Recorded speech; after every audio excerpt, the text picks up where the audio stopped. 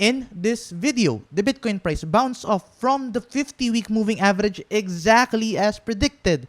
But the question is, are we out of the woods for the Bitcoin price as well as the whole crypto market? Stay tuned to know more. So hi guys, and welcome back to another Gab's cryptocurrency video where we trade by data and not by hype. And if you haven't subscribed to my channel, click the subscribe button down below and hit the notification bell so you won't miss out daily technical analysis like this. So let's dive into this video. So look at this guys, the Bitcoin price has right now bounced off from the 50-week moving average, and diba, as what I've been telling you for the past few weeks, this is the similar area kung saan tayo nakuha ng bounce from the Bitcoin May capitulation as well as the September red month. So diba sinasabi ko sa inyo na we were expecting a bounce dito sa 50-week moving average kasi yun yung isa sa pinakamalaking strong support natin. In this video, the Bitcoin price is currently cautiously forming this new resistance in the very short term. But on top of that, we need to take a quick look with this Bitcoin on-chain data, as right now we are at an all-time low. How should we interpret this data? Stay tuned to know more.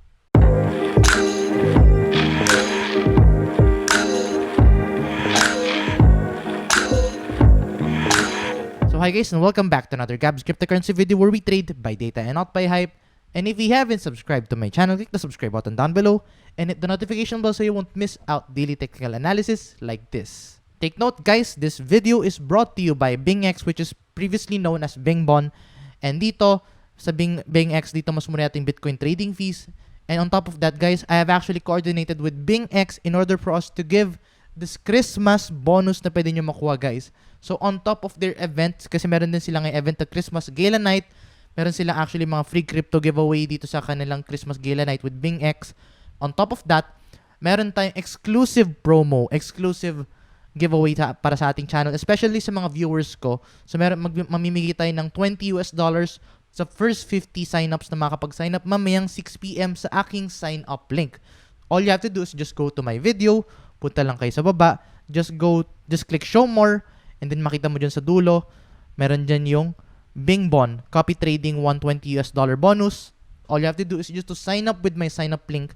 And remember, the first 50 users na mag-sign up mamayang gabi at 6 PM ay yung makakuha ng kanilang $20 giveaway. So, abangan nyo to mamayang guys. Abangan nyo to guys mamayang 6 PM. First come, first serve.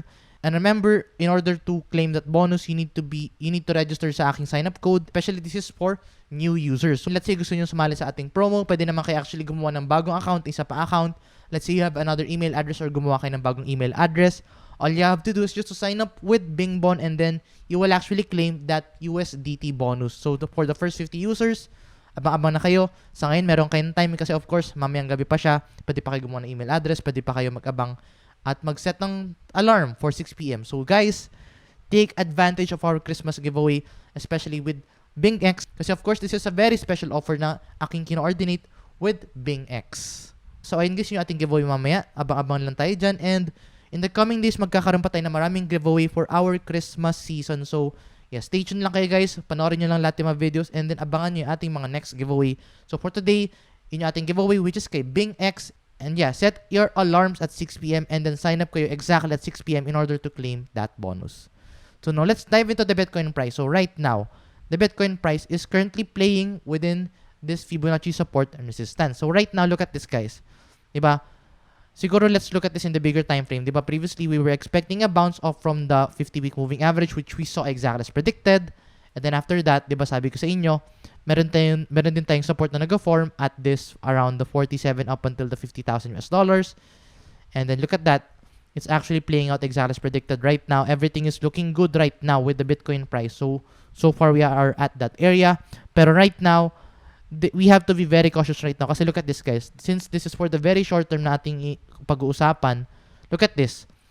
As we all know, previous support is going to act as a resistance, and then previous resistance is going to act as a support. So ito guys, tingnan nyo to. This one was also a support. It was also support. Ito, previously, it was a resistance. So right now, ayun, may resistance din doon.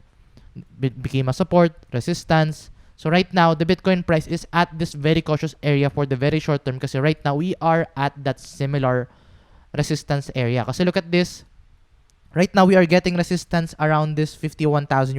So right now, 51,000 US dollars is a very crucial area to watch out for. And then let's look at this in the RSI kasi if you're going to look at this in the RSI, siguro let's look at this in the hourly kasi of course for the very short term, you can actually see na nag-increase na si price, nag-decline na si RSI, indicating now that is not a good sign.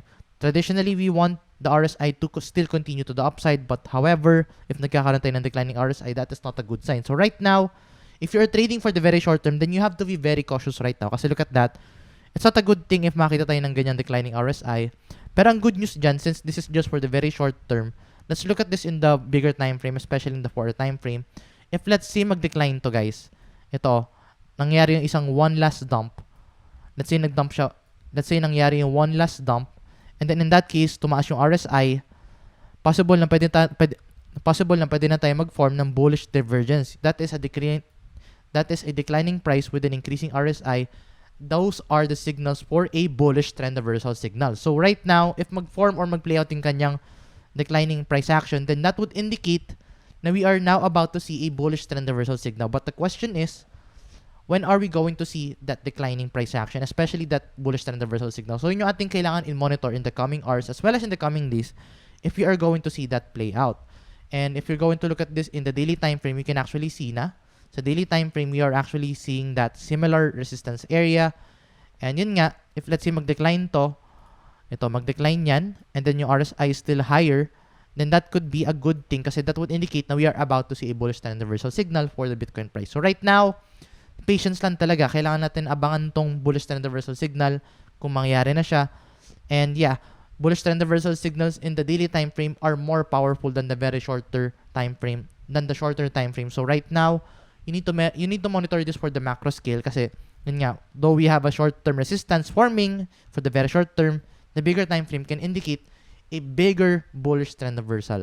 So right now, yung ating monitor for the Bitcoin price.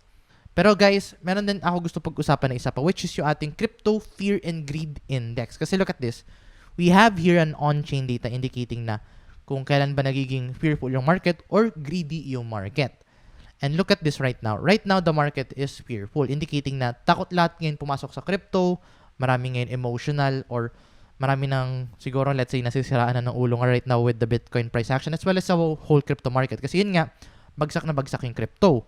Pero if you're going to look at this on-chain data, look at this. The only time na bumabalan tayo sa ganun level was only 3 times this year. Take note guys, 3 times this year. And kailan lang tayo umabot sa ganung area? The first time was around the Bitcoin May capitulation, yung Bitcoin May crash. Second time was during, tingnan na to, the September red month. And then the third time is the current month. So right now, this is the third time na maging gantong kababa yung ating fear and greed index. Sobrang fearful ngayon na market. And if you're going to correlate this data, if you're going to put this on-chain data on top of the Bitcoin price data, let's look at ano ba nangyari noong May 17 up until July, nung during na bagsak yung ating Crypto Fear and Greed Index. If you're going to look at the historical data, May to June was actually the time when Bitcoin was very low. Ibig sabihin nun, sobrang bagsak yung crypto at doon tayo galing sa crash.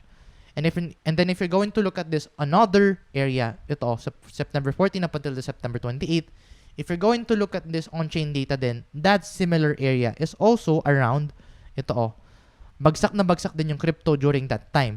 And look at those guys. After nitong bagsak ng fear, every time nagkakaroon tayo ng fearful level, nagkakaroon tayo ng recovery na malaki.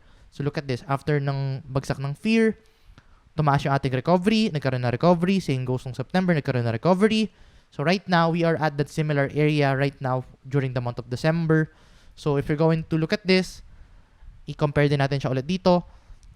Nagkaroon ng fearful area and then anong recovery, as you can see, Bitcoin went up 67%. Same goes dito. After ng fearful area na yan, Bitcoin recovered around 74%. So right now, we are at that similar area which is indicating na right now, we are at a very good buying opportunity. So everyone is currently fearful in buying the dip, pero take note guys, buying the dip is actually a compounding profit. Kasi let's say, look at this guys. If let's say bumili ka during a bull market and then naabutan ka ng dip, ito lang yung profit nyo, 5% lang. And let's say nag-buy the dip ka during the previous fearful time. So let's say nag-buy ka ng dip and then nag-dip ulit siya. As you can see, you are still up 38% in profits. Nakikita nyo guys yung power ng dip, diba? So, even na mag-dip siya sa future, as long as nagbumili ka sa previous dip, makikita nyo na sobrang laki pa din ng profits nyo, diba? So, ganun yung power ng dip actually. Kahit bumagsak yung market, you are actually still in profits kasi you have been buying the dip. So, regardless kung bumagsak tayo ng 20% or 10% to 15%, tingnan nyo to guys, bumagsak sa Bitcoin 37%, pero let's say bumalik ka ng dip, you are still up around 42%. So, nakita nyo guys talaga yung power. So, this is why you need to be buying during this fearful area or this fearful time. So, if I were you, you should have been buying any cryptos right now kasi yun nga, extreme fear can be a sign that investors are too worried. That could be a buying opportunity. So right now, it's a very good buying opportunity for the crypto market. And if you're not currently buying, then I don't know what you're doing. Pero ako, I've been buying the dip ever since na nagdi-dip. I've been taking profits if let's say nagiging greedy market. So right now, just keep calm, buy the dip. And remember that time is on our side. And yeah, patience lang talaga dito sa crypto market. And take note, alam ko marami na nahihirapan dito sa ating time na to kasi bagsak yung market. Pero remember that we are in it for the long run. Despite na magkakaroon tayo ng short-term trades, remember, what matters the most is yung ating macro scale ng Bitcoin price action. So, yun muna update natin for today, guys. If you find this video useful and informative, please give this video a like. And if you want to see more contents like this, please subscribe for more. I'll see you in the next video and bye-bye for now.